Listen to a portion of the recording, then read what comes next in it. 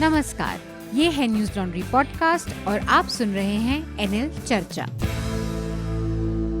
नमस्कार, मैं हूं अतुल चौरसिया। आपका खर्चा आपकी चर्चा हफ्ता दर हफ्ता हम एक बार फिर से लेकर आए हैं न्यूज लॉन्ड्री का हिंदी पॉडकास्ट एनएल चर्चा। आज चर्चा में हमारे साथ दो नए खास मेहमान, दो नए तो नहीं कहूंगा मैं, पहले भी आप चर्चा में सुनते रहे उनको और काफी अंतराल के बाद जुड़े हैं, तो उन लोगों का एक बार परिचय करा दूं मैं और उसके बाद फिर हम चर्चा को आगे बढ़ाएंगे। हमारे साथ वरिष्ठ पत्रकार प्रशांत टंडन जी जुड़े हैं। प्रशांत जी, स्वागत है आपका चर्चा में। नमस्कार अतुल। और इसके अलावा हमारे साथ थोड़े से गैप के बाद आनंद वर्धन फिर से जुड़े हैं। आनंद बीच में कुछ 2-3 हफ्तों से हमारे साथ नहीं थे चर्चा में, तो चर्चा में फिर से वापसी पर आपका स्वागत है आनंद। धन्यवाद, नमस्कार। और साथ में हमारे एसोसिएट एडिटर मेघनाथ भी हैं। मेघनाथ, आपका भी स्वागत चर्चा में। नमस्ते। चर्चा में इस हफ्ते कई सारी चीजें हैं जिनका जिक्र एक बार पहले हमारे श्रोताओं से मैं चाहूंगा कि मेघनाथ आप कर दें और फिर हम अपने बातचीत का दायरा आगे बढ़ाएंगे। जी, सबसे बड़ी खबर इस बार जिस पर हम अपनी चर्चा केंद्रित करेंगे वो है स्कानिया स्कैम। तो हुआ क्या कि एक स्वीडिश कंपनी है जो ट्रक और बस बनाती है, उन्होंने ऐसे एक रिपोर्ट आया है स्वीडिश मीडिया में और जर्मन मीडिया में कि उन्होंने 2013 से लेके 2016 तक इंडिया में काफी ब्राइब्स दिए और एक अननेम्ड मिनिस्टर का भी जिक्र किया है उसमें, हालांकि बताया नहीं है कि वो एग्जैक्टली कौन है। और ये इसका एक्चुअली इंडियन मीडिया में पूरा साइलेंस ही था, मतलब किसी ने कोई कवरेज नहीं किया। और इस पर हम थोड़ी सी चर्चा करेंगे कि ये मामला क्या है एग्जैक्टली। और दूसरी चीज जो हुई वो ममता बनर्जी कैंपेन ट्रेल पर थी और उनको एक इंजरी हो गई है। एक्चुअली उन्होंने क्लेम किया है कि एक बहुत बड़ी कॉन्स्पिरेसी और उनको 5 लोगों ने अटैक किया गया, उनके पैर में चोट लगी और उनके नेक पे भी चोट लगी है थोड़ी सी। कुछ ड्रामेटिक विजुअल्स भी दिखाई दिए आफ्टर द इंसिडेंट कि वो कैसे बेसिकली हाफ रही थी और उन्होंने मीडिया को पैर भी दिखाया जो इंजर्ड था, और बाद में एक फोटो भी सर्कुलेट हुआ उनका हॉस्पिटल में वो। तो उस चीज में हुआ क्या एग्जैक्टली और काफी सवाल भी उठ रहे हैं उस पर। बीजेपी और कांग्रेस ने दोनों ने सवाल उठाया है और कह रहे हैं कि कोट अनकोट नौटंकी हो रही है, तो इस पर भी थोड़ी सी बात करेंगे। और एक और बंगाल को लेकर खबर ये है कि तृणमूल कांग्रेस की सुपरस्टार एमपी जो है महुआ मोइत्रा, उनको एक प्रिविलेज नोटिस दिया गया है पार्लियामेंट में। उन्होंने एक पार्लियामेंट में स्पीच दिया था जिसमें उन्होंने रंजन गोगोई जो कि हमारे पूर्व चीफ जस्टिस है और अभी हमारी राज्यसभा मेंबर है, उनके सेक्सुअल हरासमेंट के केस के बारे में जिक्र किया। तो उनके अगेंस्ट एक प्रिविलेज मोशन मूव किया है बीजेपी एमपी निशिकांत दुबे ने। मुंबई पुलिस फिलहाल रिपब्लिक के खिलाफ 2 केसेस में इन्वेस्टिगेशन कर रही है, पर उसमें से एक टीआरपी स्कैम का केस अलग है। तो बॉम्बे हाई कोर्ट में क्या हुआ कि रिपब्लिक ने एक एफिडेविट डाला जिसमें वो बोल रहे हैं कि एक केस भी जो एंटिसिपेटरी बेल लेने के लिए उन्होंने अपने स्टाफ के लिए एक याचिका दायर की है। और इसमें अब मुंबई पुलिस बोल रही है कि Republic TV victim card play कर रही है और ये तीनों केसेस को मर्डर करने की कोशिश कर रही है, लीगल प्रोसेस को तोड़ने की कोशिश कर रही है। दिल्ली से एक खबर है कि अरविंद केजरीवाल अब फ्री अयोध्या राम टेम्पल के विजिट्स देंगे दिल्ली में जो भी एल्डरली है उनके लिए। अतुल सर, इस पे एक छोटा सा आपका थॉट चाहूंगा, आपको क्या लगता है इसके बारे में? मैं असल में प्रशांत जी को भी और आनंद से भी चाहूंगा कि इस पर एक छोटा सा कमेंट्री है हो। ये जो पूरी पॉलिटिक्स है अरविंद केजरीवाल की, आंदोलन से निकलकर, एक तो ये कहा जा सकता है कि बहुत पॉपुलिस्ट है स्कीम है और बहुत सारे लोग इसका इस्तेमाल करते हैं, पार्टियां अलग अलग तरीकों से। लेकिन पिछले कुछ दिनों में जिस तरह से राम राज्य और इन सब चीजों का जिक्र अरविंद केजरीवाल की पॉलिटिक्स में आया है और उनके विधायकों का अलग अलग मौकों पर हनुमान चालीसा पाठ, सुंदरकांड पाठ और ये अब करना, तो ये ऐसा लगता है कि बहुत जो एक एक बड़ा इंटरेस्टिंग चेंज पूरा आया है पिछले 7-8 सालों में इंडियन पॉलिटिक्स की, मेन स्ट्रीम जो पॉलिटिक्स है उसमें, और वो है वो हिंदुत्ववादी पॉलिटिक्स या बहुसंख्यकवाद की जो पॉलिटिक्स है, जिसको बीजेपी और आरएसएस ने मिलकर काफी मेहनत से मजबूत किया है। और अब बाकी जो पार्टियां हैं कमोबेश उस लाइन के इर्द गिर्द, किसी के अंदर इतनी ताकत नहीं बची है कि वो इन सब चीजों का खुलकर सामना कर सके कि नहीं, जो हमारी जो सत्ता है या राजनीति है, उसको हम कम से कम धर्म के, क्योंकि हिंदुस्तान बड़ा बहुधार्मिक देश भी है, सेकुलर उस तरह का भी देश है, तो हम कम से कम राजकाज का जो मसला है इससे धर्म को अलग रखते हैं, इसमें धर्म को नहीं घुसाते हैं। वो हिम्मत अब किसी विपक्षी दल में बची नहीं है, ना कांग्रेस में। कांग्रेस भी सटल तरीके से ये पॉलिटिक्स कर रही है कहीं ना कहीं, किसी ने। अरविंद केजरीवाल बहुत मुखर तरीके से कर रहे हैं इसको, अब खुल के कर रहे हैं। तो प्रशांत जी, मैं आपकी इस पर कमेंट्री चाहता हूं कि ये अरविंद केजरीवाल की जो पूरी पॉलिटिक्स इस तरफ से गई है, क्या ये पूरा फंडामेंटल चेंज हो गया है हिंदुस्तान की राजनीति में? अब हिंदुत्व की राजनीति के दाएं बाएं और किसी राजनीति के सफल होने की कोई संभावना कम हो गई है, बहुत कम हो गई है? देखिए, इनको अतुल जी, एक तो इनको बी टीम कहा जाता है सोशल मीडिया वगैरह में और आम पॉलिटिकल चर्चा में, बीजेपी की बी टीम कहा जाता है।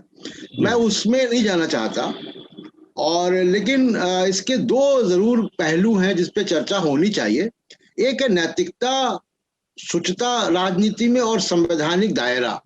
तो ये दोनों के संवैधानिक, हमारा जो भारत का संविधान है वो अपने शुरुआती प्रियम्बल में सेकुलरिज्म की बात करता है, धर्मनिरपेक्षता की बात करता है, और जब वो कहता है कि हम भारत के लोग, तो वो धर्मनिरपेक्ष राज्य की बात करता है।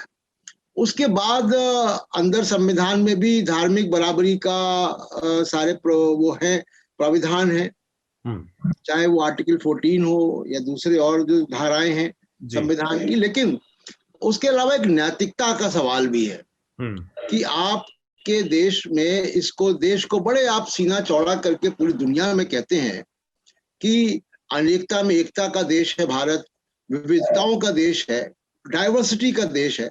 तो उस डाइवर्सिटी के देश में, उस विविधताओं के देश में आप सिर्फ एक तबके की राजनीति करेंगे और दूसरे तबके को मजबूर करेंगे कि बीजेपी को दूर रखना है तो हमको वोट दो मुसलमानों को, लेकिन हम पॉलिटिक्स तो हिंदू वाली भी करेंगे, तो ये नैतिक नहीं है। एक बात। दूसरी कि मैं इसकी राजनीति में जाऊं अगर, तो ये देखिए, ये जो जैसा आपने कहा कि ये बीजेपी का और आरएसएस का कार्ड है, हिंदू कार्ड है, मेजॉरिटेरिज्म की, जो बहुसंख्यवाद की जो राजनीति है वो करते हैं, ये उनका कार्ड है। उस कार्ड के जरिए ही वो आज सत्ता में है। दूसरी बात, उस कार्ड के जरिए पीछे भी वो सत्ता में आए। यानी दो सीट से लेकर जब उनकी यात्रा शुरू हुई बीजेपी की, तो वो अयोध्या से शुरू हुई, रथ यात्रा से अडवाणी की, 2 से वो 89 पहुंचे जी। तो मेरा कहने का मतलब ये कि इसी पॉलिटिक्स में राजीव गांधी भी एक्सपेरिमेंट कर चुके हैं। राजीव गांधी ने चुनाव का बिगुल बजाया था अयोध्या से राम राज की घोषणा करके। जी। उस गलती का खामियाजा कांग्रेस आज तक भुगत रही है। वहां से बीजेपी बढ़ती गई और आज यहाँ पे लगातार दूसरी बार भी है, और अब पूरा विपक्ष जो है वो साफ है। तो अरविंद केजरीवाल भी गलती वही कर रहे हैं। देखिए, जिसका जो कार्ड होता है राजनीति में, उसका फायदा उसी को मिलता है। अगर मान लीजिए कि मायावती एक किस्म की पॉलिटिक्स करती हैं और आप जाकर दूसरे पक्ष में जाके मायावती के प्रैंक में जाकर आप घुसते हैं, तो उसका फायदा मायावती को ही मिलेगा। जिसका जो कार्ड होता है, ये इलेक्टोरल हिस्ट्री रही है हमारे देश की, ठीक बात है, कि जिसका जो कार्ड होता है उसका फायदा उसी को मिलता है। तो अरविंद केजरीवाल ये घाटे की राजनीति कर रहे हैं, मैं कहूंगा। ठीक बात। आनंद, आपका क्या नजरिया है ये जो अनाउंसमेंट हुई है अरविंद केजरीवाल की तरफ से? ये कोई इनका नया कदम मुझे नहीं लगता है। ये अयोध्या उसमें एक जुड़ा है, लेकिन इस तरह का जो तीर्थ यात्रा की सुविधा देना, खासकर दिल्ली सरकार के कर्मचारियों को। मैं एक बार पटना से दिल्ली आ रहा था ट्रेन से, तो मैं एक ट्रेन गुजरते देखा, वो दिल्ली सरकार जो है कर्मचारियों के लिए तीर्थ यात्रा का स्पेशल ट्रेन था, बुकिंग उसकी थी। तो इन लोग ये 2-3 साल से इस तरह का खासकर दिल्ली सरकार के कर्मचारियों को दे रहे हैं, एक तीर्थ यात्रा का कुछ पैकेज है इनका। जी। और उसमें ये अयोध्या अब जोड़ा है इन्होंने, तो ये एक है, मतलब मैं ये बता रहा हूँ कि एक निरंतरता है इस नीति में। राजनीति, हाँ। तो दूसरी बात है कि हिंदूवादी राजनीति, तो हिंदूवादी राजनीति मतलब किसी भी राजनीति का जो भी पार्ट है उसके फेजेज आते हैं, और वो कभी पूर्ण तरह सफल या विफल नहीं होती। मेरे ख्याल से वो किसी भी आइडेंटिटी बेस्ड पॉलिटिक्स का अलग अलग चुनावी समीकरण में एक फेज होता है न, वो एक चुनावी हार से पूर्ण तरह पराजित होती है ना जीतती है। और अलग अलग पार्टियां अभी उस फेज में हैं जिसमें वो लग रहा है कि कुछ ऐतिहासिक जो कहिए कि एक ग्रीवेंसेज हैं कुछ लोगों की, जो कि हम पीछे उठ गए, कुछ समुदाय को जो है ज्यादा वो हज के नाम पे हो या ये पे नाम पे हो कुछ ज्यादा सुविधा दे दी गई, सरकार ने हमको नहीं दिया। इस तरह के हिस्टोरिकल ग्रीवेंसेस को भाजपा और संघ के अन्य संगठनों ने उसको एक राजनीतिक मुद्दा बनाया, और वो जो आप कह रहे हैं बहुलवादी राजनीति का मार्ग प्रशस्त किया उसने, तो उस पर अभी जो है कोई पार्टी जो है दूसरे से कम नहीं दिखना चाहती है। उस हिस्टोरिकल जो ऐतिहासिक जो लोगों में कहिए कि जन आक्रोश पैदा किया गया कि भाई हम लोगों को जो इसमें पीछे छोड़ा गया, तो अब उसका एक फेज है, उसका भी एक सैचुरेशन पॉइंट आएगा जब वो नहीं चलेगा। और दिल्ली में खासकर अब आपका आकलन है कि उसका मुख्य विपक्ष कांग्रेस नहीं भाजपा है। तो एक क्षेत्रीय पार्टी होने के कारण मुझे लगता है उसका आकलन ये है कि एक जो हिंदू वोट जो है उसको कंसोलिडेट करके ही भाजपा जो है हम पर जो एक अपर हैंड ले सकती है, तो वो नहीं, उसको नहीं होने दिया जाए। हाँ, तो वो एक ये बात है। दूसरी बात ये भी है कि जैसे कि जो भी डेमोक्रेटिक सेटअप है उसमें जो इंटरेस्ट आर्टिकुलेशन जो है, जो हित हैं, जो सामुदायिक हित हैं, उसका आर्टिकुलेशन, ये सब एक लोकतांत्रिक प्रक्रिया मानी जाती है। वो भारतीय जो सेकुलरवाद है उसमें ये जो धार्मिक इंटरेस्ट है उसका पार्ट माना गया कि ये यहाँ से ये जो है पाश्चात्य सेकुलरिज्म से थोड़ा अलग है, क्योंकि यहाँ की विभिन्न धर्मों का और ये सब का जो है एक सोशल हैबिट के तौर पे वो इस तरह घुल मिल गया है राजनीति में कि उसका भी आर्टिकुलेशन एक लोकतांत्रिक प्रक्रिया का भाग बन चुका है। तो वो भी देखने को मिल रहा है। तो यहाँ पर मेघनाद ने तो ज्यादातर बातों का जिक्र कर ही दिया है। एक और बस रिपोर्ट में जोड़ना चाह रहा था इसमें एक और खबर, और वो आई है जो स्वीडन की गोथेनबर्ग यूनिवर्सिटी का वीडम इंस्टीट्यूट है, उसने एक रिपोर्ट तैयार की है। और उस रिपोर्ट के तहत अब जो भारत को डेमोक्रेटिक पोजीशन थी या स्थिति थी उसको नीचे करके इसने अब भारत को एक इलेक्टोरल ऑटोक्रेसी बताया है कि या चुनाव तो होते हैं लेकिन एक किस्म की चुनावी निरंकुश टाइप का एक शासन है। और ये 10 साल पर एक बार ये रिपोर्ट जारी होती है। 2010 में भारत की स्थिति अच्छी थी और बहुत सारे और भी इस रिपोर्ट के हिस्से हैं। मसलन आज की तारीख में दुनिया की 68% करीब आबादी जो है वो इसी इलेक्टोरल ऑटोक्रेसी के तहत है, और जबकि भारत इससे बाहर था 2010 में। अब वो तो हाल फिलहाल के दिनों में लगातार इस तरह की चीजें आ रही हैं, चाहे वो फ्रीडम हाउस का इंडेक्स रहा हो जिसमें डेमोक्रेसी पार्शली फ्री बताया गया हिंदुस्तान को आज की तारीख में। अब ये वीडम इंस्टीट्यूट का आया है जिसमें कहा जा रहा है कि इंडिया में इलेक्टोरल ऑटोक्रेसी जैसा सिस्टम हो गया है। चुनाव तो होते हैं लेकिन वहां पर एक निरंकुश शासन होता है जिसमें बहुत सारी चीजों, बहुत सारे लोगों के विपक्षी आवाजों को और ये सब दबाने की कोशिशें हैं। आजादी का मामला है जो वो बहुत संकीर्ण हो गया है। तो एक इसका पहलू है, मैं चाहूंगा कि मेघनाद से इस चर्चा की शुरुआत की जाए, और वो ये है कि लगातार पिछले 7-8 सालों में ये बात कही गई जब से मोदी जी का शासन आया, और ये बड़ी बड़े पैमाने पर उनके समर्थक कहते रहे, उनके तमाम जो हितधारक हैं वो बताते रहे, स्टेक होल्डर्स की, कैसे मोदी जी ने पूरी दुनिया में भारत का नाम ऊंचा कर दिया है और भारत एक विश्व गुरु बनने की या सुपर पावर बनने की स्थिति में आ गया है। और मतलब सारी बातों का लब्बो लुभाव ये था कि भारत अब कुछ उन चुनिंदा देशों में है जो कि दुनिया की पॉलिटिक्स को रास्ता दिखाते हैं या उसको लीड करते हैं। वो चाहे G8 के देश हों, उसमें भारत और चाइना और ये तमाम देश अलग से हैं, तो ऐसी स्थिति बताई गई। लेकिन सच्चाई ये है कि इन्हीं 3-4 सालों में और पिछले 1-1.5 साल के अंदर में ये बार बार आ रहा है। ये तमाम इंटरनेशनल इंस्टीट्यूट है जो बता रहे हैं कि भारत में लोकतंत्र की स्थिति खराब हो रही है, हम पार्शियली फ्री हैं, हमारे यहाँ इलेक्टोरल ऑटोक्रेसी आ गई है, ये सब। तो ये सब जो नए तमगे हैं, इसका ये ताज किसके सर पे जाएगा? ये मोदी जी ने भारत को जो सम्मान और जो मान दिलाने की बात थी, ये जो अपमान जोड़ रहे हैं, ये भी क्या मोदी जी के ही खाते में जाएगा, या मोदी जी इससे अपने को आइसोलेट रख सकते हैं, या उनको इससे फर्क ही नहीं पड़ता? मेघना, एक बहुत ही इंटरेस्टिंग चीज हुई पार्लियामेंट में लास्ट वीक इसी को लेकर, ये वीडम इंस्टीट्यूट का जो रिपोर्ट है। तो राज्यसभा में एक मेंबर ऑफ पार्लियामेंट ने नोटिस रेज करने की कोशिश की कि ये ऐसे वीडम इंस्टीट्यूट में बोला गया है कि अब हम एक इलेक्टोरल ऑटोक्रेसी बन रहे हैं एक्सेट्रा। उनको बीच में ही रोका गया। वेंकैया नायडू ने, जो कि हमारे उपराष्ट्रपति है, उन्होंने रोका और कहा कि व्हाट इज दिस वीडम, क्या बात कर रहे हो? तो इज लाइक सर ये रिपोर्ट आया है, हाँ लाइक ये रिपोर्ट आया है एक्सेट्रा।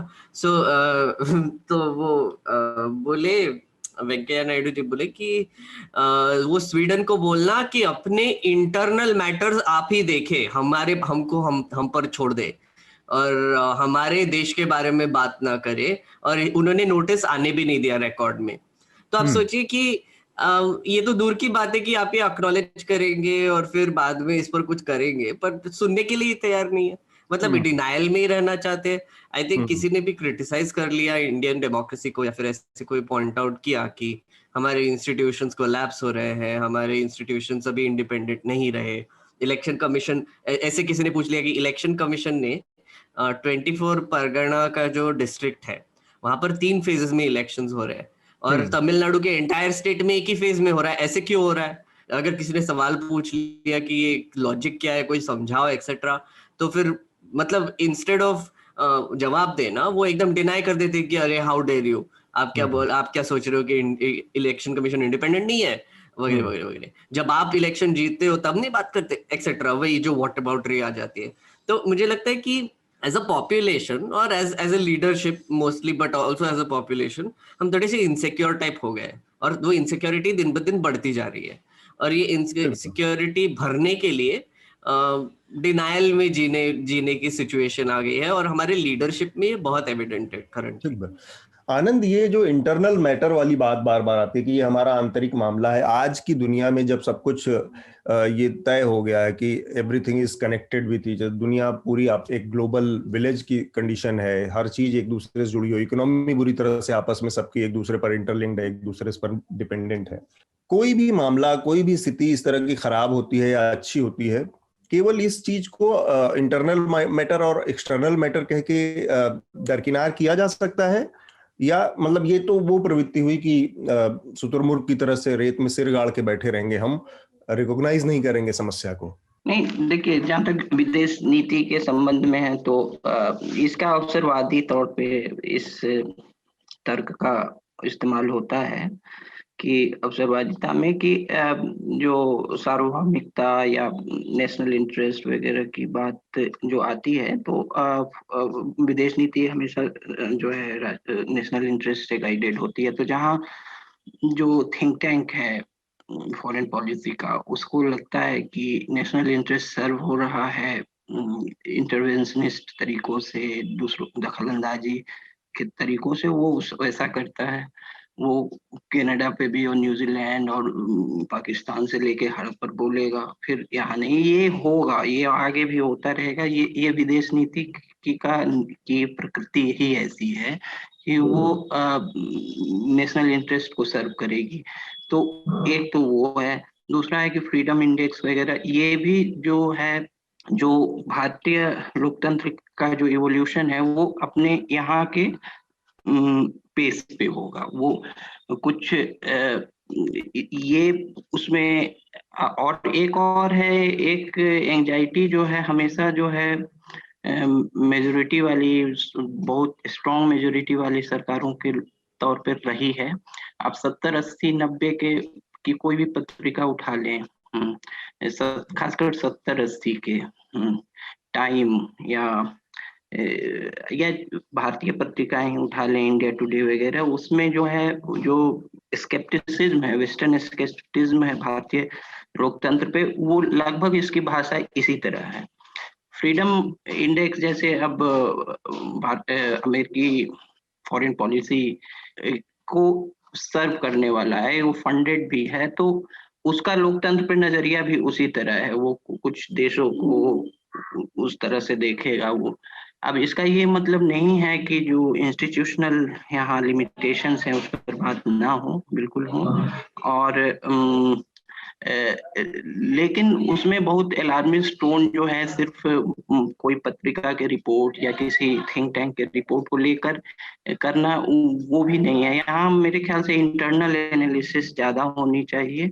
और इंसुलरिटी जो है, ये इंसुलरिटी की हम अलग हैं और ये गलत है। इसमें क्या है, एक चीज मैं बस बताना चाह रहा था आनंद इसमें, कि हम तो देख भी रहे हैं, ये तो बाहर की चीजें आई, और ये अलार्मिस्ट इसलिए नहीं होना चाहिए क्योंकि विदेशी इक्का दुक्का कुछ लोग हैं। ये अव्वल तो ये इक्का दुक्का नहीं रह गई, अब सीरीज हो गई है, बहुत सारी रिपोर्ट्स आ गई हैं इस तरह की घटनाएं। दूसरा, हम अंदर रह के, यहाँ रह के हम जिन चीजों को देख पा रहे हैं उनके आधार पर हमारा अपना भी तो आकलन होना चाहिए। मसलन जिस तरह से यूएपीए जैसी चीजों का बेजा इस्तेमाल यूपी में पत्रकारों के खिलाफ हो रहा है, एनएसए जैसी चीजें इस्तेमाल हो रही हैं डिसेंट को दबाने के लिए, किसी भी जो विपक्ष की आवाज है पत्रकारों के खिलाफ जिस तरह से, अब पत्रकारिता तो का काम ही था हमेशा से कि कोई पॉलिसी बनी, कोई नीति बनी और उसमें कोई गड़बड़ी दिखी उसको दिखाना। अब वहां पर उन्होंने टूल बना लिया है। उत्तर प्रदेश में ऐसे कितने मामले आ गए जिसमें किसी ने मिड डे मील की कमी दिखाई, उसको वहां पर एनएसए और उसके तहत डाल दिया गया कि सरकार की छवि खराब कर रहा था। शिक्षा व्यवस्था में किसी ने गड़बड़ी दिखाई, उस पे एनएसए लगा दिया गया उस पत्रकार पे। पत्रकारों को इस तरह से वो किया जा रहा है। अब बहुत सारी चीजें हमारे सामने हैं। मुसलमानों के साथ एक तरह का एलिनेशन का जो पूरा बिहेवियर है सरकार का, या उसके खिलाफ जो सौतेलापन है, वो साफ साफ दिखता है अलग अलग मौकों पर। लोगों के बयान जो बिगड़े बोल हैं उनमें चीजें रिफ्लेक्ट होती हैं। तो इतनी सारी चीजों के बाद, देखने के बाद, केवल हम इसको ये कहें कि ठीक है ये हम इसको इंटरनली एनालिसिस करें, और इस पर समस्या ये है कि हम इसको अभी रिकॉग्नाइज ही करने को तैयार नहीं हो रहे हैं, और सिस्टम का इस्तेमाल उस तरह से किया जा रहा है। ये सच्चाई है। प्रशांत जी, मैं चाह रहा हूं कि आपकी इस पर राय आए और उसके बाद फिर आनंद अपनी आखिरी टिप्पणी इस पर दें। हाँ, मैं आनंद जी की बात को थोड़ा सा आगे बढ़ाता हूँ, और ये मेरी राय थोड़ी सी अलग होगी। और मसला देखिए, इंटरनल मैटर का जहां तक है, तो इंटरनल मैटर तो जो नागरिकता कानून में जो संशोधन हुआ, वो भी आपने 3 देशों के इंटरनल मैटर पर टिप्पणी की है, पाकिस्तान, अफगानिस्तान और बांग्लादेश के, कि वहां माइनॉरिटीज का परसिक्यूशन होता है, वहां पे माइनॉरिटीज की प्रताड़ना होती है धर्म के आधार पे। तो अगर आपके देश में ये होगा तो ब्रिटिश पार्लियामेंट में बहस होगी, उसमें फिर तैयार रहे ना आप। अगर आप यहाँ पे किसानों को खालिस्तानी कहेंगे, आप कपड़ों से पहचानने की बात करेंगे, मस्जिदों पे हमले होंगे, गोली मारो वगैरह के नारे चलेंगे, तो जाहिर सी बात है कि ये इंटरनल मैटर फिर नहीं है वो, क्योंकि आपने भी तय किया ना कि इंटरनल मैटर नहीं है पाकिस्तान का, हम कानून बनाएंगे उसके लिए। तो आपकी संसद कानून बना रही है। तो एक तो ये है। दूसरा कि ये जो आपने चर्चा जहां से शुरू की, मैं इसको, क्योंकि हमारे साथ मेघनाथ भी हैं और जो पॉलिसी पर रिसर्च करते हैं, मैं उनका भी ध्यान इस पे आकर्षित करना चाहता हूँ। देखिए, ये जो स्वीडिश इंस्टीट्यूट की रिपोर्ट आई कि इंडिया में जो है इलेक्टोरल ऑटोक्रेसी है, और हमारी जो डेमोक्रेसी इंडेक्स है वो काफी नीचे चला गया। उसके पहले फ्रीडम हाउस की रिपोर्ट आई। फ्रीडम हाउस अमेरिकन गवर्नमेंट से फंडेड इंस्टीट्यूट है, थिंक टैंक है। फ्रीडम हाउस की रिपोर्ट आई कि इंडिया पार्शियली फ्री है। फ्रीडम ऑफ एक्सप्रेशन के इंडेक्स में हम 142वें स्थान पर हैं और लगातार गिर रहे 180 देशों के इंडेक्स में। तो ये जो दुनिया में हो रहा है, ये एक पॉलिसी डायरेक्शन है जिसको कि हमारे सरकारों को और हमारे जो पब्लिक इंटेलेक्चुअल्स हैं इनको ध्यान देना चाहिए, क्योंकि अचानक नहीं हो रहा, इसका एक सिलसिला दिख रहा है। और अमेरिका में ट्रंप की सरकार नहीं है, जो बाइडेन की सरकार है। और जो बाइडेन की नीति जो दिख रही है, जो थोड़े बहुत अगर आप उन कड़ियों को जोड़ें तो आपको दिख रहा है कि वो ह्यूमन राइट उनकी फॉरेन पॉलिसी का हिस्सा है। भले ही वो भारत इसके निशाने पर ना हो, चाइना निशाने पर हो, लेकिन वो ह्यूमन राइट और डेमोक्रेसी को अपनी फॉरेन पॉलिसी का हिस्सा चाइना को कॉर्नर करने के लिए आगे बढ़ेंगे। और बाइडेन की टीम को आप देखिए, वहां पे एक मिनिस्ट्री है डेमोक्रेसी और ह्यूमन राइट्स। हमारे यहाँ की तरह NHRC की तरीके का एक कोई संस्थान नहीं है जिसके पास कोई अधिकार नहीं है। बाकायदा एक मिनिस्ट्री है democracy and human rights American सरकार में। उसकी अंडर सेक्रेटरी, यानी उसको कहें कि भारत के परिप्रेक्ष्य में कि MOS, कश्मीरी मूल की उजरा जिया हैं जो उसकी मिनिस्टर हैं, और वो करियर डिप्लोमेट है ह्यूमन राइट्स की। तो लगातार बाइडेन एडमिनिस्ट्रेशन की तरफ से संकेत, जब आप इसको भी देखिए साथ में कि जब बाइडेन और मोदी की बात हुई और दोनों देशों ने अलग अलग अपने कम्युनिके जो है वो अपनी अपनी वेबसाइट्स में डाले, MEA ने और व्हाइट हाउस ने, तो व्हाइट हाउस की तरफ से जो कम्युनिके आया उसमें बाकायदा 2 सेंटेंस है डेमोक्रेसी पर और काफी जोर है। तो ये कोई इंटरनल मैटर नहीं है, और इसको आगे की चर्चा हम इस पे अलग से कर सकते हैं कि WTO के तमाम सारे जो प्राविधान है जो कि डेमोक्रेसी और ह्यूमन राइट से लिंक्ड है, जो कि बहुत अच्छी तरीके से पीछे इस्तेमाल नहीं हुए।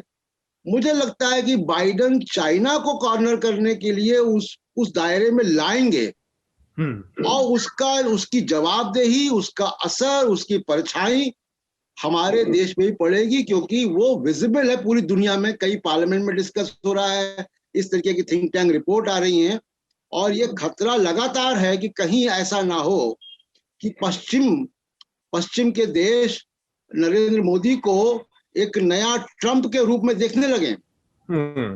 ये खतरा है। ठीक बात। इसका एक और पहलू है, चूंकि ये बात विदेश नीति और उसका जिक्र आनंद ने किया और सुपर पावर, मुझे अचानक से याद आया कि इसमें नेहरू का जिक्र बहुत मौजूद होगा, क्योंकि वो नेहरू हैं जिनको सबसे ज्यादा दुश्मन के तौर पर और हम निशाने के तौर पर रखा जाता है मौजूदा सरकार द्वारा। और मोदी जी खुद भी अपनी नेहरू जी के प्रति जो अपनी उनकी अंदर की एक भावना है उसको रोकते नहीं है, और वो नेहरू जी को मौके बेमौके उनकी पार्टी, उनका IT सेल और तमाम लोग वो जिम्मेदार ठहराते रहते हैं। मैं इसको इस तरह से देखता हूं कि जिस समय आजाद हुआ देश और शीत युद्ध के टाइम की बात थी, उस टाइम पर जो भारत के सुपर पावर बनाने की बात है कि मोदी जी भी चाहते हैं कि भारत सुपर पावर हो, और उस समय भी लोग चाहते थे कि भारत एक सुपर पावर ही बने। उस समय तो स्थितियां ऐसी नहीं थी, भारत कोई शक्ति भी नहीं था, कोई हैसियत भी नहीं थी, आजाद हुआ मुल्क था, और बड़ा आसान था उस शीत युद्ध के टाइम पे कि अमेरिका या रसिया दोनों में से किसी एक के पाले में बैठ जाना है। लेकिन इससे सुपर पावर बनने वाली जो बात थी या जो आकांक्षा थी, जो इच्छा थी, वो कहीं से पूरी तो हो सकती थी, और ये फुटबॉल बन जाते। आज वो नॉन अलायंस का जो कॉन्सेप्ट है गुटनिरपेक्षता का पूरी तरह से खत्म हो चुका दिखता है, नहीं है उसका मतलब। लेकिन उस समय उन्होंने इतनी बड़ी हिम्मत दिखाई कि किसी का साथ नहीं पकड़ा, किसी के साथ जाने की, वो फुटबॉल बनने की ये दोनों बड़े खिलाड़ियों के बीच में भूमिका नहीं चुनी, उन्होंने एक तीसरी भूमिका चुनी। तो ये एक तरीका था कि भारत आगे जब कभी खड़ा होगा अपने पैरों पर, जब एक स्थिति बनेगी, तब भारत दुनिया के सामने ये कह सकेगा कि वो किसी का हिस्सा नहीं था, उसने अपनी एक अलग राह चुनी थी। आज की तारीख में जब ये इस तरह की स्थिति बनती है और बार बार ये कहा जाता है कि भारत एक सुपर पावर बनने की स्थिति में है, ये है, दुनिया भर की चीजें हैं, और वो तमाम जगहों से उसके लिए एक नकारात्मक रिपोर्टिंग आ रही है, नकारात्मक शोध आ रहे हैं, डेमोक्रेसी की स्थिति खराब होती जा रही है, तब ये स्थिति बहुत मौजूद है कि नेहरू के कॉन्टेक्स्ट में हम देखें और हम देख पा रहे हैं कि कैसे एक तरफ भी आपकी कोई ऐसी बड़ी भूमिका भी नहीं बन पा रही है, आप फिर से दो पालों के बीच में खड़े हुए हैं। और स्थिति ये है कि तब तो आपको लोग दुनिया में अकेला एक थर्ड वर्ल्ड कंट्रीज में एक चमकता सितारा था जो लोकतंत्र, चुनाव, इन चीजों का झंडा जिसने उठाया था, और उन्हीं पर आज सबसे ज्यादा सवाल उठ रहे हैं। सर, ये हम जो फ्रीडम हाउस रिपोर्ट की जो बात कर रहे थे लास्ट वीक, और इस वीक जो हम ये नए रिपोर्ट की बात कर रहे हैं, मुझे लगता है हमको एक थोड़ा सा थोड़ा सा अवेयर रहना चाहिए कि मैंने पिछले बार भी पॉइंट आउट किया था कि लास्ट कि कितने कंट्रीज अभी एसेंशियली वो डाउन रैंक हो चुके हैं। कुछ 73 कंट्रीज लास्ट कुछ एक साल में ही डाउन रैंक हो चुके हैं डेमोक्रेसी लेवल्स पे, उनकी रेटिंग गिर चुकी है। तो ये क्यों हो रहा है ये दुनिया में? तो मुझे लगता है कि इसका एक बहुत बड़ा हाथ है हमारे जो इंटरनेट पेनिट्रेशन का और जो सोशल मीडिया है उसका एक बहुत बड़ा हाथ है इसमें, क्योंकि सोशल मीडिया एसेंशियली एक ऐसा क्रीचर है जो डिवीजन पे ही चलता है, जो लोगों को बांटने में, मतलब उनका सिस्टम ही ऐसा बना हुआ है कि लोगों को बांट ले, उनको झगड़ा करने लगा है ताकि वो उनके ऐप पे ज्यादा टाइम स्पेंड करे, तो ताकि वो ऐप्स उनको ऐड दिखा पाए और पैसे कमा पाए। तो एक बहुत ही इंटरेस्टिंग ख्याल आया था मुझे इसी चीज पर कि वर्ल्ड वॉर 2 के समय पे एक इंडस्ट्री थी जो सब जगह से प्रॉफिट कर रही थी, और वो थी वेपन्स मैन्युफैक्चरिंग इंडस्ट्री। उनको कॉन्फ्लिक्ट चाहिए था ताकि वॉर ज्यादा हो, ताकि लोग ज्यादा वेपन्स ले, तो उनको चाहिए था कि वर्ल्ड वॉर 2 और बड़ा होते जाए और स्प्रेड होते जाए और कॉन्फ्लिक्ट्स बढ़ते जाए दुनिया में। अब अमेरिका भी वही स्ट्रैटेजी यूज करके इतनी बड़ी देश बन चुकी है जहां पर वो कॉन्फ्लिक्ट शुरू करती है, फिर वेपन्स मैन्युफैक्चरिंग होता है, फिर वो बेच देते हैं बाकी के कंट्रीज को एक्सेट्रा, और फिर बाद में एसेंशियली उनका उद्धार होता है। मुझे लगता है कि अभी जो हम समय में रह रहे हैं, तो हमारी सोशल मीडिया कंपनीज एक तरह के वेपन्स मैन्युफैक्चरर्स ही है, मतलब ऐसे कंपैरिजन किया जाए तो, क्योंकि ये भी वही कर रहे हैं एग्जैक्टली, बट ये ये एक वर्चुअल वर्ल्ड में कर रहे हैं। पर अल्टीमेटली बेसिक पॉइंट तो यही है ना कि वो कॉन्फ्लिक्ट क्रिएट करके, डिविजन्स पैदा करके लोगों को एक दूसरे पर भिड़ा रहे हैं ताकि उनके प्रोडक्ट्स ज्यादा सेल हो। तो हमको इस पर थोड़ा सा सोच विचार भी करना चाहिए कि एक तरीके से ये डिविजन्स बढ़ते जा रहे हैं, एक तरीके से जैसे प्रशांत जी ने भी बोला कि आप अगर बाइडेन की पॉलिसी देख ले, ह्यूमन राइट्स की एक्सेट्रा, वो सब ठीक है, पर फिर भी आप एक जनरली उनका अप्रोच देखे तो वो सोशल मीडिया कंपनीज को कुछ नहीं कर रहे, राइट? अगर वो सीरियस होते इसके बारे में तो फिर वो पहली चीज ये करते कि फेसबुक को इतना बड़ा कंपनी है उसको तोड़ दो मल्टीपल पीसेस में, गूगल को तोड़ दो, थोड़ी ज्यादा ही पावरफुल हो गए ये सब कंपनीज, और यही सब कंपनीज प्रॉफिट कर रहे हैं कॉन्फ्लिक्ट सिचुएशन से। तो फिर ये चीजों पर भी हमको सोचने की जरूरत है। तो मुझे लगता है कि अभी जिस तरह से हम आगे बढ़ते जा रहे हैं, और अगर आप इंडिया का भी कॉन्टेक्स्ट ले ले इस सब चीजों में, तो हमारे यहाँ पे जैसे जैसे इंटरनेट पेनिट्रेशन बढ़ता जाएगा, जैसे जैसे और लोग सोशल मीडिया पे आते जाएंगे, वैसे हमारा सिचुएशन और बद से बदतर ही होता जाएगा, ऐसे मुझे लगता है। प्रशांत जी, आपकी कोई आखिरी टिप्पणी हो, फिर हम इसके बाद अगले विषय पर जाएंगे, स्कैनिया। बिल्कुल, मैं मेघनाथ की बात से सहमत हूँ कि ये जो फाइनेंस कैपिटल है, यानी जो पूंजी है, वो पूंजी प्रॉफिट कैसे कमाती है, दुनिया की राजनीति उसी पे चलती है। वो पूंजी पहले पैसा कमा रही थी कॉन्फ्लिक्ट जोन से, अब वो वही काम अगर जो है वो नफरत से हो रहा है, और नफरत जो है, हेट जो है, वो बिजनेस मॉडल है सोशल मीडिया कंपनीज का, तो जाहिर सी बात है कि वो पूंजी में इजाफा हो रहा है, तो वो पूंजी उसी तरफ जाएगी। और आज की तारीख में जो सोशल मीडिया जायंट्स हैं या डिजिटल मीडिया के जो जायंट्स हैं, वही डिक्टेट कर रहे हैं। और इस कोरोना काल में भी आप देखिएगा कि जिस तरीके से एक बिजनेस मॉडल में शिफ्ट आपको दिखाई दे रहा है, वो शिफ्ट डिजिटल की तरफ ही जा रहा है। यही डिक्टेट कर रही है, इन्हीं के पॉलिसी थिंक टैंक्स हैं, इन्हीं की ये राय शुमारी भी कर रहे हैं पूरी दुनिया में। तो इस बात से मैं सहमत हूं, लेकिन जो बात मैंने बाइडेन की ह्यूमन राइट्स को लेके कही, उसका कहीं ये मतलब नहीं है कि बाइडेन का कमिटमेंट ह्यूमन राइट्स के प्रति अमेरिका का है, नहीं है। ठीक बात है। एग्जैक्टली वही था कि वो कमिटमेंट नहीं है, लेकिन सिग्नलिंग एक्सरसाइज है, उनकी तरफ से एक सिग्नलिंग एक्सरसाइज है।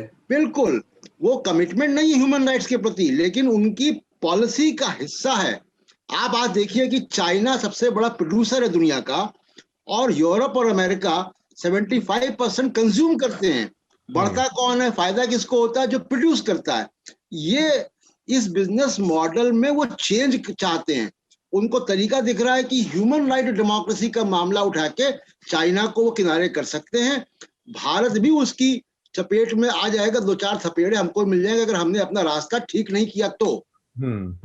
आनंद, आपसे जिस मौके पर कट गए अचानक से सवाल था, तो अगर आपको कुछ कहना हो इस पर।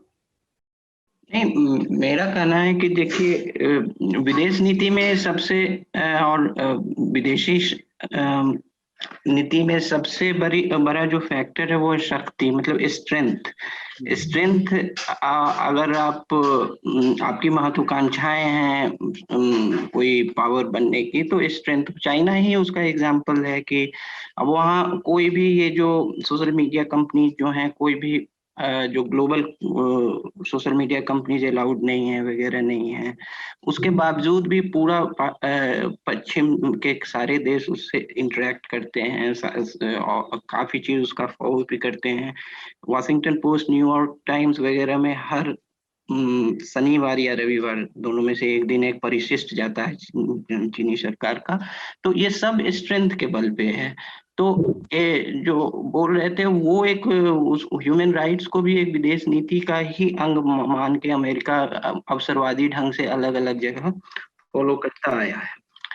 दूसरी बात जो मैं कह रहा था कि खामियां और जो भारतीय परिवेश में, ये कह रहा था मैं कि मैं पहले भी कह चुका हूं कि एस्टेब्लिशमेंट जो नैरेटिव और एंटी एस्टेब्लिशमेंट नैरेटिव अलग होगा। और एक बिल्कुल अभी भारत में ये एक जो पोलराइजेशन दिख रहा है, मेरे ख्याल से इसमें जो सबसे बड़े घाटे में है वो है फेंस सिटर। जो फेंस सिटर है, जो दोनों तरफ की नैरेटिव्स को पढ़ना चाहता है और समझना चाहता है, वो बहुत बड़े घाटे में है। क्योंकि एक भाग मान लिया है कि एंटी एस्टेब्लिशमेंट नैरेटिव ही एकमात्र प्रासंगिकता है उसकी, और दूसरा मान लिया है कि सरकार का गुणगान ही उसकी प्रासंगिकता है और उसी में उसके लिए उपहार छुपे हैं। तो वो उसके बीच का एक, लेकिन जो पाठक है और व्यूअर है उसको इंफॉर्मेशन से मतलब है, उसको इंफॉर्मेशन की क्रेडिट, और दोनों तरफ से जो पोलराइज्ड है वो तो एक दूसरे को नहीं मानेगा, वो तो खैर पोलराइज्ड है ही। लेकिन फेंस सिटर जो दोनों तरफ के पक्ष जानना चाहता है, वो बहुत बड़े घाटे में है। और मेरा इसलिए मानना है कि कोई भी किसी भी तरह के का नैरेटिव बाय डिफॉल्ट एंटी या प्रो नहीं होना चाहिए। और जो एक समग्र रूप से जो इंडिविजुअल बायसेज हैं, उसका सिर्फ सम टोटल एक संस्था नहीं हो सकती, चाहे वो थिंक टैंक हो या मीडिया हो। आगे उसको जाना होगा, क्योंकि फेंस सिटर जो है एक, और भारत में मैं मानता हूँ फेंस सिटर एक बड़े तादाद में है, उसको कुछ नहीं मिल रहा है। तो ये जो आनंद जिस फेंस सिटर का जिक्र कर रहे हैं, नितिन गोखले ने उनको ग्रीन कलर देने की बात कही थी, ठीक मेघनाथ? हाँ, उनको मतलब जो फेंस सिटर्स है उनको ग्रीन कलर देना, ग्रीन कलर देने की बात थी कि इनसे कोई खतरा नहीं है किसी को। तो वो फेंस सिटर है जिसका जिक्र आनंद भी कर रहे हैं कि ये जो सही खबरों की तलाश में, बैलेंस्ड व्यू की तलाश में, उसको बड़ा नुकसान हो रहा है। थोड़ा सा समय को ध्यान में रखते हुए हम अपना जो अगला सेगमेंट है उसकी बात कर लेते हैं, क्योंकि बहुत महत्वपूर्ण है और भारत के मीडिया से कमोबेश ये मुद्दा पूरी तरह से गायब रहा। ये मामला है स्वीडिश जो एक बस निर्माण कंपनी है स्कैनिया का, और इसमें एक रॉयटर में एक रिपोर्ट आई है जिसमें ये बात कही गई। ये पूरा एक इन्वेस्टिगेशन है, एक कंसोर्शियम है पूरा, अलग अलग देशों के इन्वेस्टिगेटिव जर्नलिज्म का, उसका रिपोर्ट है। और उसकी रिपोर्ट है कि जिसमें आरोप लगाया गया है कि इस बस की खरीद में घूस की लेन देन हुई। जो उनको स्पोक्स पर्सन है उनका एग्जैक्ट वर्ड है, this misconduct include alleged bribery through business partners and miss representation. तो एक तो ये है कि पैसे दिए गए, इसके अलावा इसमें ये है कि एक मंत्री का जिक्र है, भारत के एक बड़े मंत्री का जिक्र है, और कथित तौर पर उसमें ट्रांसपोर्ट मिनिस्टर जो हैं नितिन गडकरी का नाम सामने आया। उनकी तरफ से एक सफाई भी आई है इस मामले में कि इसका उनसे कोई लेना देना नहीं है। उनके ऊपर ये आरोप था कि उनकी बेटी की शादी थी 2016 में, जब तब स्कैनिया की तरफ से उनको एक स्पेशली कस्टमाइज अलग तरीके से बनाकर एक बस जो उनकी कंपनी बनाती थी स्कैनिया की, वो गिफ्ट की गई थी उसमें। हालांकि उन्होंने इन सब चीजों से इनकार किया है नितिन गडकरी ने, और अब उन्होंने इन 2 मीडिया हाउसेस के ऊपर जो स्वीडन से रिलेटेड हैं उनके ऊपर डेफेमेशन का केस भी दायर किया है। प्रशांत जी, मैं इसको इस तरह से देख पा रहा हूं कि एक समय था जब बोफोर्स का मामला सामने आया था और आप लोग उस समय पत्रकारिता भी कर रहे थे, काफी करीब से देख रहे थे, तो एक बड़ा हो हल्ला मचा था। एक बड़ा हल्ला ये था कि भाई विदेशी, और आज मीडिया की जो भूमिका है आप बदली हुई कैसे पा रहे हैं कि कोई इस तरह की खबर विदेशी मीडिया से आ रही है जिसमें कंपनी के अधिकारी भी कह रहे हैं कि हाँ ऐसा हुआ है, घूस दी की बात है ये वो, और भारत का मीडिया इस पे पूरी तरह से, कायदे से तो इसको किसी भारतीय मीडिया को खोजना चाहिए था, कायदे उजागर करना चाहिए था, वो तो खैर नहीं हुआ और इसके लिए किसी को कहा नहीं जा सकता क्योंकि ठीक है हुआ नहीं हुआ, लेकिन भारतीय मीडिया ने इसको भी दबाने की कोशिश की, ऑलमोस्ट नजरअंदाज करने की कोशिश की। तो ये बदले हुए स्वरूप पर मैं आपकी कमेंट्री चाहता हूँ। जी, यही तब्दीली आई है पिछले कुछ वर्षों में। मुझे बोफोर्स का याद आ रहा है, और बोफोर्स में लंबे समय तक यानी 90 के दशक में मेरी बीट ही सीबीआई थी, तो काफी बोफोर्स में मेरा ध्यान रहता था। लेकिन देखिए, बोफोर्स का मामला भी स्वीडिश रेडियो ने किया था, भारतीय मीडिया ने नहीं उठाया था उसको। बिल्कुल, वो स्टोरी ब्रेक ही स्वीडिश रेडियो से हुई थी। जी जी। उसके बाद वो जो चित्रा सुब्रमण्यम वहां से इंडियन एक्सप्रेस में लगातार रिपोर्ट करती थी, वो भी स्वीडिश रेडियो के ही बहुत सारे इनपुट जो वहां आते थे उसको वो इंडियन एक्सप्रेस में लिखती थी। उनका अपना भी इन्वेस्टिगेशन रहा होगा, लेकिन काफी बड़ा हिस्सा जो है वो स्वीडिश रेडियो की पड़ताल का था। और अब जो ये मामला आया है, ये भी एक संयोग है कि ये भी स्वीडन से ही आया है। जी जी। और वहां की बसों का, और सोशल मीडिया पे बहुत सारी तस्वीरें देखिए तैर रही हैं। जी जी। उसमें उनके कार्यकार जो उनके एम्प्लॉइज हैं, सीनियर लेवल के मैनेजमेंट के लोग हैं, उनकी तस्वीरें प्रधानमंत्री और मंत्रियों के साथ भी हैं जो कि घूम रही हैं, और पॉलिटिकल पार्टीज अपनी प्रेस कॉन्फ्रेंसेस में इसको दिखा रही हैं। मुझे नहीं लगता कि बहुत लंबे समय तक, देखिए 80 के दशक में सोशल मीडिया नहीं था। आज सोशल मीडिया पब्लिक नैरेटिव तय करता है, तो अगर कोई उसमें मीडिया नहीं भी दिखा रहा होगा तो भी ये छुप नहीं पाएगा। आप किसान आंदोलन का देख लीजिए, किसान आंदोलन को एक मीडिया ने ब्रॉडकास्ट मीडिया ने बदनाम किया, उसको इग्नोर किया, उसके खिलाफ खबरें चलाई, लेकिन बावजूद इसके क्या किसान आंदोलन रुका? नहीं रुका। तो सोशल मीडिया पे उनकी प्रेजेंस थी। किसान आंदोलन के दबाव में नई गाइडलाइंस भी आ गई, मुझे लगता है। तो ये जो आज के दौर में जो सोशल मीडिया का नैरेटिव है, जो डिजिटल मीडिया का नैरेटिव है, इसको ये मीडिया, ब्रॉडकास्ट मीडिया, या जिसको हम मेन स्ट्रीम मीडिया कहते हैं, वो कॉर्पोरेट मीडिया अगर इसको दबाता भी है तो मुझको नहीं लगता कि ये दब पाएगा और ये जनता के बीच में डिबेट होगा। ठीक बात। इसमें एक बड़ा दिलचस्प मैं उदाहरण सामने रखता हूं और फिर आनंद और इस पे मेघनाथ भी अपनी प्रतिक्रिया रखें।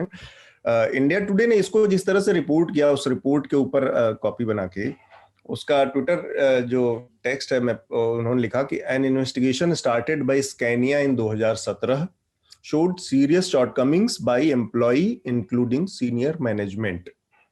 अब ये ऐसी खबर है कि मानो इसका कोई लेना देना ही नहीं हिंदुस्तान से है, कोई तीसरे देश की कंपनी, कोई आपस में कुछ उनकी हुई सीरियस शॉर्टकमिंग्स हैं और ये सारी चीजें करके और उसको निपटा दिया उन लोगों ने।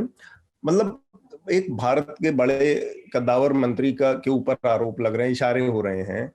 अपनी तरफ से कुछ एक्स्ट्रा जोड़ने की बजाय ऐसा लग रहा है कि जैसे वायर की कॉपी को उठाया, एजेंसी की कॉपी को, और उसको इधर उधर दो चार शब्द करके, बल्कि शब्द जोड़ना क्या, उसमें और चीजों को, तथ्यों को गायब करके लोगों के सामने रख देना। तो ये फर्जदागी वाली जो पत्रकारिता है, आनंद, क्यों ऐसा, आपको क्या लगता है कि मतलब मीडिया के सामने ऐसी क्या मजबूरी है कि उन चीजों को भी जो तथ्य के रूप में सामने है, जिसमें सीनियर मैनेजमेंट के बयान है, तमाम लोगों के बयान जुड़े हैं, उसको भी सामने रख पाने की क्या, न रख पाने की क्या मजबूरी हो सकती है? मीडिया की नहीं, मीडिया के कुछ सेक्शंस की कह सकते हैं। जी जी। क्योंकि मीडिया एक व्यापक शब्द है, उसमें अगर ये चीज सामने भी आ रही है तो वो भी मीडिया के ही थ्रू आ रही है। हाँ, विदेशी मीडिया के जरिए आ रही है। तो और भारत में जैसा कि प्रशांत जी कह रहे थे कि अब जो है इंफॉर्मेशन को कंट्रोल करना एक एनाक्रोनिस्टिक जैसी बात है, एक मतलब इतिहास से विसंगति वाली बात है, क्योंकि अब इंफॉर्मेशन टेक्नोलॉजी ऐसी फैली हुई है कि चीजों को दबाना स्वयं एक खबर है, कि चीजें दबाई जा रही हैं, स्वयं एक खबर हो जाता है और इसको भी बहुत लेजिटिमेसी मिल जाती है। तो अब चीजें दबाना सरकारों के लिए बहुत मुश्किल चीज है। दूसरी बात ये है कि ये अगर किसी मंत्री की तरफ इशारा हो रहा है, मेरे ख्याल से गडकरी साहब के है, तो और इनका इतिहास भी रहा है। और एक समय आपको याद होगा 2019 से पहले जब भाजपा 2-3 राज्यों में विधानसभा चुनाव हार गई थी, और तो एक गडकरी का के अलग तेवर को मीडिया ने विश्लेषण करके दिया था कि ये आरएसएस के तरफ से एक समानांतर तौर पे एक नेतृत्व तैयार की जा रही है जो शायद मोदी का जगह लें। तो उस समय भी इनकी एक लिमिटेशन ये भी थी कि इनकी पब्लिक इमेज क्लीन इमेज नहीं थी। आपको याद होगा 2013 या 14 में एक ग्रुप का जो मामला था, पूर्ति स्कैम, कोई फंड का, पूर्ति स्कैम, पूर्ति ग्रुप का जो स्कैम था, तो उसमें भी इनका नाम आया था।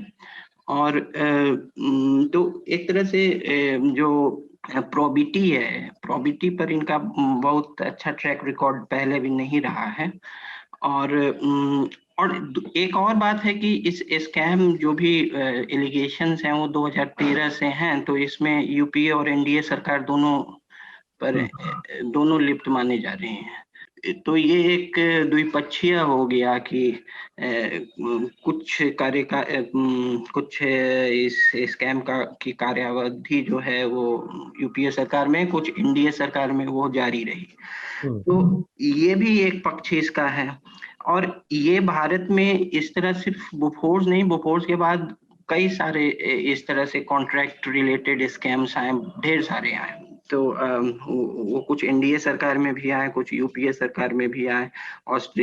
वो हेलीकॉप्टर्स का मामला हो या फिर डिफेंस स्कैम्स 2-4 सामने आए। फिर और भी कई, एक वोल्कर रिपोर्ट आई जिसमें कि नटवर सिंह ने इस्तीफा दिया था। तो ये सारी चीजें होती आई हैं और ये कोई चौंकाने वाली बात है नहीं कि लेकिन इस्तीफा दिया था उस समय नटवर सिंह ने, और अब तो इस्तीफे की बात ही बहुत भी नहीं। और एक ये भी है कि जो फिर वो आपको इस तौर पे भी इसको है कि लोग अब बहुत स्केप्टिकल हो गए हैं एलिगेशंस और ये उसको प्रूव करना, ये वो लेकर। तो अब जो इसकी जो पूरी जो एक्टिविस्ट पार्ट है जो एलिगेशंस को लेके, वो सोशल मीडिया को आउटसोर्स कर दिया है लोगों ने कि यहाँ से दबाव बने तब हम कुछ करेंगे। तो अब वो आउटसोर्सिंग जो है वो अब आज के मीडिया स्केप जो है वो मीडिया लैंडस्केप का भाग है या यहाँ के पावर पॉलिटिक्स को दिखाता है, ये देखने वाली बात है। ठीक बात। मेघनाथ, ये जो आनंद ने बहुत महत्वपूर्ण बात कही कि विपक्ष किसी तरह का आंदोलन या प्रतिरोध खड़ा कर पाने की स्थिति में नहीं है। एक बार सोशल मीडिया, डिजिटल मीडिया यहाँ पर कुछ चीजें खड़ी हो जाए तो फिर बात आगे बन सकती है, बढ़ सकती है, कोई दबाव बन सकता है, वरना फिर चीजें एज इट इज चलती रहेंगी। अगर मैनेज हो गई चीजें तो सरकार के लिए बड़ी अच्छी स्थिति है। हाँ बिल्कुल, आनंद ने बिल्कुल सही कहा।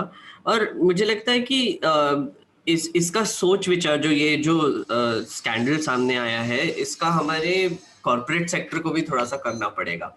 क्योंकि आप सोचिए कि ये जो रिपोर्ट्स आए हैं ये एक इंटरनल इन्वेस्टिगेशन के वजह से आए हैं। वो जो कंपनी है उन्होंने खुद में एक इंटरनल इन्वेस्टिगेशन बिठाकर उनको पता चला कि इंडिया में 11 स्टेट्स में ब्राइब्स दिए जा रहे थे, और उन्होंने वैसे बोल दिया कि उनके डीलर्स कर रहे थे, तो उन्होंने थोड़ा सा डिस्टेंसिंग भी कर लिया।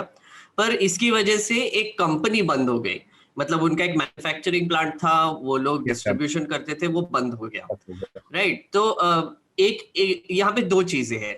एक तो ये ऑब्वियस एग्जांपल है कि इंडिया में आपको अगर बिजनेस चलाना है, आप फॉरेन हो या फिर ना हो, आपको ब्राइबरी करना पड़ेगा, राइट। आपको यहाँ पे आना है, यहाँ पे बिजनेस करना है, तो हमारा सिस्टम ही अब इसका दूसरा नाम हो गया ease of doing business. Ease of doing business. और ये मतलब ऐसे एक एक्सेप्टेड सा नॉर्म हो गया है हमारे यहाँ पे कि अच्छा आपको बिजनेस चलाना है तो थोड़ा सा इधर उधर ब्राइब तो देना ही पड़ेगा। वो क्या नाम से देते हैं वो आप डिसाइड कीजिए, कैसे अकाउंट बुक में दिखाते हैं वो आप डिसाइड कीजिए, राइट। तो हमारे यहाँ पे ये एक बहुत बड़ा उदाहरण है कि जो इंडिया अगेंस्ट करप्शन मूवमेंट जो इतना बड़ा हुआ था उसके बाद भी अभी भी करप्शन काफी एंडेमिक है, हमारे सिस्टमिक है। दूसरी चीज ये है कि हमको थोड़ी सी सीख भी लेनी चाहिए बाकी के मतलब ये स्पेशली स्वीडिश लॉज के लिए, कि आप सोचिए कि एक स्वीडन की कंपनी जो इंडिया में ब्राइब दे रही है उसको अब गिल्टी फील हो रहा है, तो उन्होंने वो प्लांट बंद कर दिया। अगर ये कोई इंडियन कंपनी होती जो पकड़े गए होते कोई और कंट्री में ब्राइब देते हुए, जैसे फॉर इंस्टेंस अडानी जो कार्माइकल के लिए जो लॉबिंग कर रहे थे एक्सेट्रा, जो ये इसके लिए हमारे अथॉरिटीज को कोई फर्क ही नहीं पड़ता। हम वो बोलते हैं हाँ कोई और देश में चल रहा है, ठीक है चलने दो, उसमें क्या है, हमारे इंटरनल मामला नहीं है। तो आई थिंक हमारे यहाँ पर एक बहुत ही एक घटिया सा सिस्टम बन गया है वैसे, जहां पर प्राइवेट हो पब्लिक हो, ओवरऑल एक चेंज हो गया है माइंडसेट में। करप्शन कोई मुद्दा नहीं है, हाँ, केवल परसेप्शन बनाने के लिए इलेक्टोरल पॉलिटिक्स में ये मुद्दा रह गया है। लोगों को फर्क नहीं पड़ता, और सरकारों और नेताओं को तो एकदम ही फर्क नहीं पड़ता करप्शन। और उससे ज्यादा बदतर सिचुएशन है, क्योंकि अगर आपको कोई बिजनेस लेजिटिमेटली ऑपरेट करना है तो आपको ये कंपलसरी बन गया है, राइट। एंड ये और मुझे लगता है कि ये नॉर्मलाइजेशन भी हो गया है, राइट, थोड़ा सा। मतलब आप सोचिए कि पहले जो हम इतना बात करते थे कि हमारे यहाँ पे करप्शन से ब्राइब देने पड़ते हैं, इतना बड़ा मूवमेंट खड़ा हो गया था, अब ये फिर से वही कर रहे हैं, बट नॉर्मल हो गया है या फिर बढ़ गया है, ये थोड़ा सा कंफ्यूजिंग लगता है मुझे कभी कभी। तो वही चीज है। और एक छोटी सी चीज सर, जो मीडिया की बात कर रहे थे आपकी, इंडिया टुडे और ये, तो यहाँ पर ही मैं फिर से बोलना चाहूंगा कि जब एडवर्टाइजर्स पे करते हैं तो वही सर्व होंगे। तो आप सोचिए कि अगर ये सिस्टम में एक हाथ कॉर्पोरेशन को ऑपरेट करना है जो ब्राइब्स देते जाते हैं, सबको पता है कि ये होता है, तो फिर मीडिया जो ये इनसे एडवर्टाइजर्स लेती है वो क्यों ही बात करेगी इस पर, राइट। आई मीन आप अगर ओवरऑल देखें इस पे तो ये कॉर्पोरेट स्टोरी है। तो मुझे लगता है कि इंडिया टुडे जैसे बड़े ग्रुप या फिर ये जो कहाँ से कनेक्टेड कॉर्पोरेशन से एडवर्टाइजमेंट्स लेते हैं, उनको ये दिखाना नहीं है कि हमारे कॉर्पोरेट इंडिया में कुछ प्रॉब्लम है। अगर ये दिखाना शुरू कर देंगे तो फिर ये हमारा जो मेक इन इंडिया का या फिर जो इन्वेस्ट इन इंडिया जो भी स्कीम्स चल रहे हैं वो सब ठप पड़ जाएंगे। अगर कॉर्पोरेट इंडिया के अगेंस्ट नैरेटिव बनना शुरू हो गया तो, क्योंकि ये करप्ट सिस्टम अगर एक्सपोज कर दिया तो फिर वो सब स्कीम्स तो काम करेंगे नहीं, और कम कर भी नहीं रही है तो वो भी एक्सपोज हो जाएंगे। तो मुझे लगता है ये भी एक बड़ा रीजन है। ये बहुत महत्वपूर्ण मुद्दा मेघनाथ आपने आखिर में उठाया कि इससे एक छवि का भी मसला बन जाएगा जो कि पूरे ओवरऑल बिजनेस एटमॉस्फेयर को उससे नुकसान पहुंच सकता है। समय का चूंकि आज बहुत अभाव है हम लोगों को, तो मैं आज की चर्चा को यहीं पर रोक कर और एक 30 सेकंड का अगर मैं एक बहुत रोचक एक बात बता दूं इसी में जो मेघनाथ जी कह रहे थे। बिल्कुल। अच्छा, तो ये देखिए जो मामला बोफोर्स का था ना, तो ये कि अंतर्राष्ट्रीय कंपनियों में जो जीरो टॉलरेंस और करप्शन है ना, वो केवल लिखी हुई बात नहीं है, वो प्रैक्टिस करते हैं। एक बात। दूसरी, जब बोफोर्स का हो रहा था तो वहां के कुछ मेंबर ऑफ पार्लियामेंट आए थे भारत, तो मैंने उनसे मुलाकात हुई खाने पे, तो मैंने पूछा कि भाई आपकी रेडियो ने इसको उठाया, स्वीडिश रेडियो ने, आपकी कंपनी ब्लैकलिस्ट हो गई, उसको नुकसान हुआ भारत से, वो नोबल इंडस्ट्रीज को, तो ये क्यों किया आपके पत्रकारों ने या आपके रेडियो के लोगों ने? तो उनका एक बड़ा इंटरेस्टिंग जवाब था, जो 90 के दशक में शायद मुझे उतना समझ में नहीं आया, लेकिन अब समझ में आता है।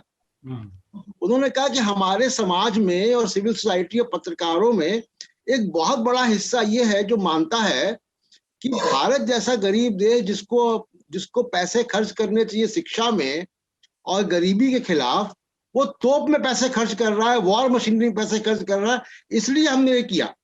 ठीक बात, महत्वपूर्ण है ये। लोग मतलब अलग अलग तरीकों से देख रहे हैं इसको, और इस बार भी जो हुआ है वो शायद उसी पॉलिसी की वजह से सामने आया है कि वो करप्शन की जीरो टॉलरेंस की पॉलिसी जो है उनकी, उस वजह से ये बात उनके लिए महत्वपूर्ण मुद्दा रखती है। लेकिन हमारे यहाँ शायद इसको इतना महत्व नहीं मिल रहा है। आज की हम चर्चा को यहाँ पर रोककर और जो रिकमेंडेशन की प्रक्रिया है सबसे पहले उसको पूरा करेंगे। आनंद, सबसे पहले आप बताएं हमारे दर्शक श्रोताओं के लिए आज क्या रिकमेंड करेंगे? मेरा रिकमेंडेशन है, एक स्पेक्टेटर पत्रिका में पिछले वर्ष का जो वर्ष के अंत में जो विशेषांक आता है, उसमें एक लेख है विल लॉयड की। उन्होंने नेटफ्लिक्स पर लिखा है कि नेटफ्लिक्स के पॉलिटिकल व्यूज पे लिखा है कि उसमें जो फिल्में बनती हैं उनके में एक आइडियोलॉजिकल अलाइनमेंट पर लिखा है, rise and fall of Netflix. उसमें उन्होंने दिखाया है कि कैसे 97% जो प्रोड्यूसर्स हैं और कई लोग जो उस कंपनी से जुड़े हैं, वो एक तरह का राजनीतिक मत रखते हैं जो कहीं ना कहीं उसके प्रोडक्शंस में भी दिखती है। तो इसीलिए आइडियोलॉजिकल डाइवर्सिटी जो है उसके प्रोडक्शन में कम है। और एक रिपोर्ट की भी उन्होंने 2015 या 16 की बात की है कि कैसे उस रिपोर्ट में ये चीजें सामने आई थी। और जब जो पॉपुलर कल्चर है उसके द्वारा भी जो है आइडियोलॉजिकल अलाइनमेंट की कोशिश की जाती है, तो उस परिप्रेक्ष्य में ये लेख जो है रोचक है, तो इसे पढ़ा जाइए। ठीक बात। मेघनाथ, आपका रिकमेंडेशन? मेरे दो रिकमेंडेशन है। एक तो सम्राट ने एक हमारे लिए एक लेख लिखा है कि why South 24 Parganas is ground zero for electoral battle in Bengal. तो उन्होंने बेसिकली एक्सप्लेन किया है कि साउथ 24 परगनास की जो डिस्ट्रिक्ट है वहां पर जो वॉर शुरू है, मतलब सब पार्टीज का, और कौन से इश्यूज आ रहे हैं और कैसे वो डेंसली पॉपुलेटेड जो एरिया है वो कैसे रिएक्ट कर रही है। तो इस पर एक बहुत ही अच्छा लेख लिखा है, वो जरूर मैं रेकमेंड करना चाहूंगा। और दूसरा मैं एक्चुअली एक थोड़ा सा ओल्ड रिकमेंडेशन है, पर मैंने फिर से वो सीरीज देखना शुरू किया है। हॉटस्टार पर HBO का सीरीज है वीप। वीप मतलब वाइस प्रेसिडेंट पर वो एक सीरीज है, बहुत ही फनी सीरीज है। और उसको आई थिंक 6 साल लगातार बेस्ट कॉमेडी का अवार्ड मिला था जब वो एयर हो रहा था।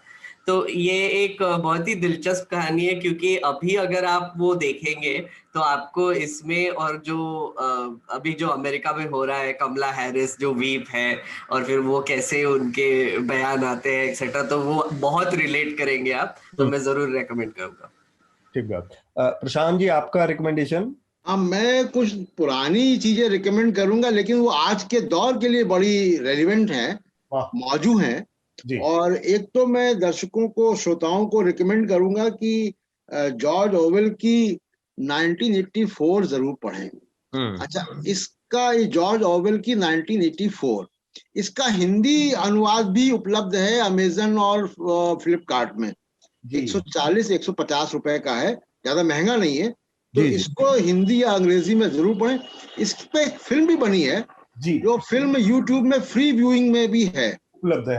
हाँ, उपलब्ध है, ब्लैक एंड व्हाइट फिल्म है, उस फिल्म को भी जरूर देखें। तो ये आप जब देखेंगे तो ये जो टूल किट की बात हो रही है, जो ये जो गाइडलाइन सोशल मीडिया की आई है, जो सेंसरशिप है, ये सब आपको, जो IT सेल है, ये सब आपको उसमें दिखाई देगा अलग अलग रूपों में। एक तो ये मैं रिकमेंड करना चाहता हूँ दर्शकों से, ताकि आप अपने मौजूदा वक्त को बड़ा अच्छे से समझ पाएंगे इस नॉवेल को पढ़ते वक्त जी। दूसरा, वो भी आज के ही दौर में, जिसकी हम लोग चर्चा बीच प्रोग्राम में कर रहे थे, डेमोक्रेसी इंडेक्स की और वगैरह, जी जी। उस पे किताब हार्वर्ड के 2 प्रोफेसरों की पिछले साल या 2 साल पहले किताब आई है, हाउ डेमोक्रेसीज डाई। ये स्टीवन लेविस्की और डेनियल जेबेट की है, दोनों प्रोफेसर हार्वर्ड यूनिवर्सिटी के, और उन्होंने सिलसिलेवार इसको बताया है कि कैसे किस तरीके की पॉलिटिक्स जब शुरू होती है राष्ट्रवाद की, जैसे हमारे यहाँ चल रही है, तो वो किस तरीके से लोकतंत्र के लिए नुकसानदायक है और फाइनली वो लोकतंत्र को खत्म कर देती है। हाँ। उन्होंने ट्रंप को निगाह में रखते हुए ये किताब लिखी थी, लेकिन वो भारत के सिलसिले में भी उतनी ही उपयोगी और मैं कहूंगा कि रेलिवेंट होगी। तो ये मेरी 2 रिकमेंडेशन है आज की। ठीक बात। तो मेरा भी 2 रिकमेंडेशन है। एक तो नेटफ्लिक्स पर एक सीरीज आई है बॉम्बे बेगम। तो ये मतलब फेमिनिज्म के पर्सपेक्टिव से एक एंटरटेनिंग कहानी है।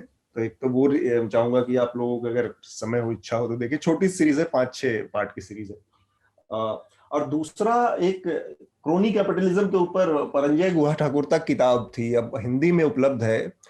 गैस वॉर्स करके अंग्रेजी में पहले आई थी, हिंदी में वो उपलब्ध है गैस की जंग के नाम से। तो वो किताब मैं रिकमेंड करूंगा। तो इन्वेस्टिगेशन भी है उसमें, थोड़ा पत्रकारिता भी है, और जो पूंजीवाद का पूरा जो चक्कर है जिसमें करप्शन जैसी चीजें सामने आती हैं। अभी हमने एक करप्शन का बातचीत भी की। उस लिहाज से इस किताब को पढ़ा जा सकता है थोड़ा समझने के लिए कि बड़े कॉरपोरेट किस तरह से चीजों को प्रभावित करते हैं, किस तरह से अंजाम देते हैं। तो आज की चर्चा को हम यहीं पर रोकेंगे। उससे पहले हम एक बार फिर से चाहेंगे कि हमारा जो नया एनएल सेना प्रोजेक्ट है वो हो चुका है। ये चुनाव से जुड़ा 5 राज्यों के जो विधानसभा चुनाव है उससे जुड़ा है। इस पर आपको पता है कि आप जो हमारे पाठक हैं, जो अलग अलग जगहों से अलग दर्शक हैं, श्रोता है, वो इसमें अपना योगदान देते हैं, और हम फिर इलेक्शन से जुड़ी तमाम वो ग्राउंड रिपोर्ट्स पे अपने रिपोर्टर्स को भेज के कब रिपोर्टिंग करते हैं और खबरें आप तक ले आते हैं। तो हमारे इस एनएल सेना प्रोजेक्ट को समर्थन दें, न्यूज लॉन्ड्री को सब्सक्राइब करें, क्योंकि इस तरह से ही हम आज की जो सबसे बड़ी समस्या है मीडिया की, उससे लड़ सकते हैं। वो समस्या है एड आधारित, विज्ञापन आधारित मीडिया की, जहां सरकारें और कॉरपोरेशन सबसे बड़े विज्ञापन दाता हैं, और इस चक्कर में आपसे जुड़ी जो जनहित की खबरें हैं उनको कोई महत्व नहीं मिलता, या वे खबरें इस मुख्य धारा की मीडिया में जगह नहीं पा पाती। तो उससे भी निपटने का एक ही तरीका है कि मीडिया सब्सक्राइबर्स के ऊपर निर्भर करे, आपके ऊपर निर्भर करे। तो न्यूज लॉन्ड्री को सब्सक्राइब करें और गर्व से कहें, मेरे खर्च पर आजाद हैं खबरें। आप सभी लोगों का बहुत बहुत शुक्रिया।